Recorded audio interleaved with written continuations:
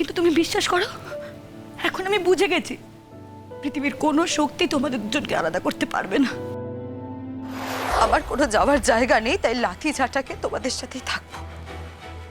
কিন্তু ময়না, ওকে তো তোমরা দায়িত্ব নিয়ে বাড়িতে নিয়ে এসেছো। ও কোথায় যাবে বলতে পারো? বাড়ি বাড়ি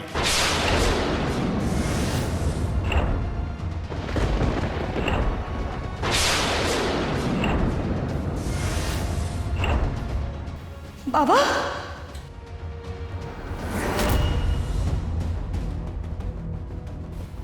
সৌদি কাকা, তুমি? সৌদি তোমাকে হসপিটাল থেকে ছেড়ে দিল? এত তাড়াতাড়ি? না না, ওরা ছাড়তে চায়নি, আমি নিজেই ওই বন্ডে সই করে চলে এলাম। কেন সুবুদ্ধি কাকা? তুমি জানো না তোমার শরীরের কি অবস্থা? তোমার লাইফ রিস্ক হতে পারে। কিন্তু আমি না এলে যে সোমের লাইফটা তছনছ করে দিচ্ছিল আমার মেয়ে। বাবা, দাঁড়া, এক পাও এগোবি না। তোকে মেয়ে বলতে আজ আমার ঘেন্না করে। ছবি না তুই আমার। ছবু না? না, আর আমাকে বাবা বলে ডাকার অধিকারও তোর নেই। বাবা, ও বাবা, এরম করে বলো না বাবা, আমি তো কিচ্ছু করিনি বাবা, এরম করে বলো না আমায়।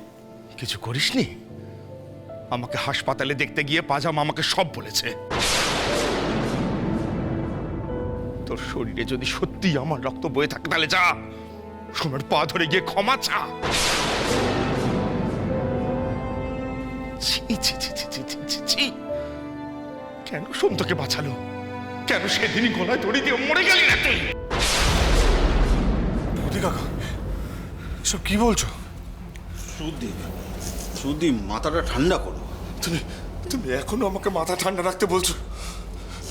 আজকে তোমরা ভালো লোক বলে এই মেয়েটাকে এতদিন সহ্য করেছো, অন্য কেউ হলে তো ঘাড় ধাক্কা দিয়ে রাস্তায় বের করে দিত। কপাল ভালো যে আজ ওর মা বেঁচে নেই, তা না হলে এই দিনটাও আজ ওকে দেখতে হতো।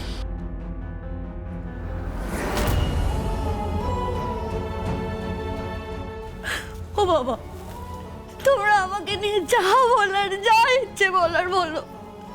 আমার মাকে নিয়ে তোমরা কিছু বলো না, আমার মাকে টেনো না। আমার স্মৃতিতে সমুদায় সিঁদুর পড়ায়নি, আমি নিজে হাতে সিঁদুর পড়েছি।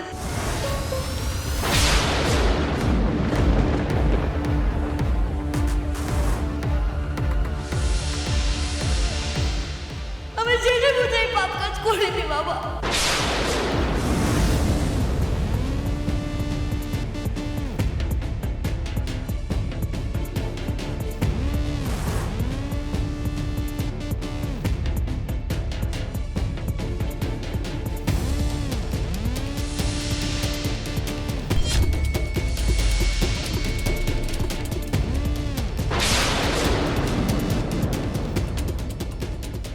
হে মা ভুবনেশ্বরী, আজ যে তুমি আমার মাথা থেকে কি বিশাল বোঝা নামিয়ে দিলে। মা গো, জয় মা, জয় মা। এ কথাগুলো তাহলে এতদিন বলিসনি কেন তুই কাউকে? কেন চুপ করেছিলিস? চুপ করেছিলাম না বাবা, আমি সমুদাকে বলতে গেছিলাম। সমুদা আমার কথা শোনেনি, হয়ে অপমান করে তাড়িয়ে দিয়েছে ঘর থেকে। ও ঠিক কথা বলছে সৌদি কাকা।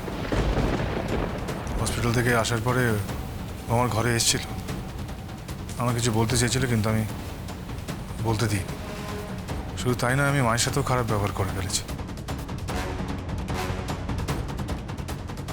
সে তো কয়েক ঘন্টার আগের কথা সোম, কিন্তু এতদিন এতদিন কার জন্য এক মাথা সিঁদুর নিয়ে ঘুরে বেড়াচ্ছিল?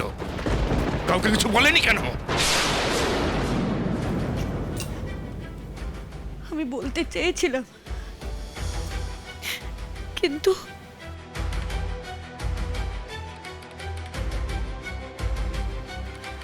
কিন্তু কেউ তোমায় বলতে বাধা দিয়েছিল, তাই তো? বলো, চুপ করে থেকো না, বলো, তোমায় কেউ বলতে বাধা দিয়েছিল, তাই তো? ময়না, ময়না, সত্যি করে বলো, তোমাকে কি কেউ সত্যি কথা বলতে বারণ করেছে? কে সে? বলো কে সে?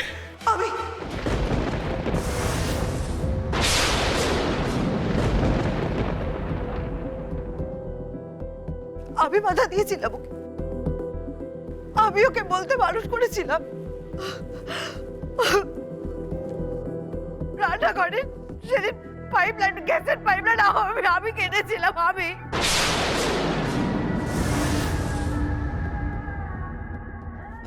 শাড়ি আমি বদলে দিয়েছিলাম।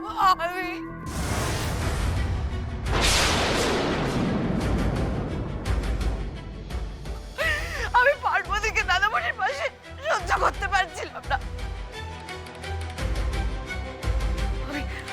আমি রায়বাড়ির কাউকে সহ্য করতে পারছিলাম না। ওরা বিষাক্ত, ওদের ছায়া বিষ আছে। ওদের বিষে আমাদের তত্ত্ববাড়ি শেষ হয়ে যাবে, শেষ হয়ে যাবে। আমি আমার আপন লোকেদের হারাতে ভয় পাই মা, বড় ভয় পাই মা। বাবা কি করবো বলো, বড় ভয় পেয়েছিলাম। দাদামণি কি করবে তোমরা এখন? আমার ফাঁসি দেবে তাই না? শুলে চড়াবে বলো? তোমরা যা খুশি করো, যা খুশি করো আমাকে নিয়ে, যা খুশি করো, যা খুশি করো। রত্না শোন, আমার কথাটা শোন। রত্না, রত্না! সোমকে আটকেও না, সোম।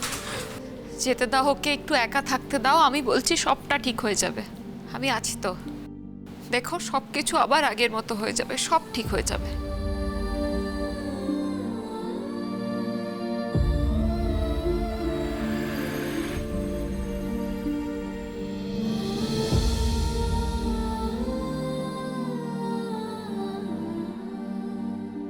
বাড়ি চল।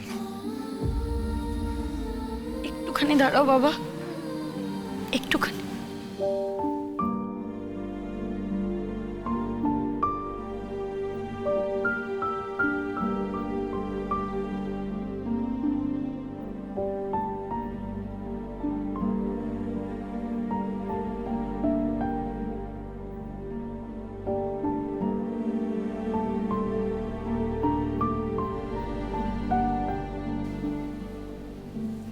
ময়না, কি করছো কি তুমি?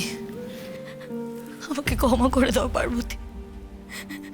আমি নিজে একটা মেয়ে হয়ে আরেকটা মেয়ের সর্বনাশের খেলায় মেতেছিলাম। বিশ্বাস করো, আমি কিছু ইচ্ছে করে করিনি। আমার মাথা ঠিক ছিল না। হ্যাঁ, আমি স্বীকার করছি, আমি সমুদাকে ছোটবেলা থেকে মন থেকে চাইতাম। কিন্তু তুমি বিশ্বাস করো, এখন আমি বুঝে গেছি পৃথিবীর কোনো শক্তি তোমাদের দুজনকে আলাদা করতে পারবে না।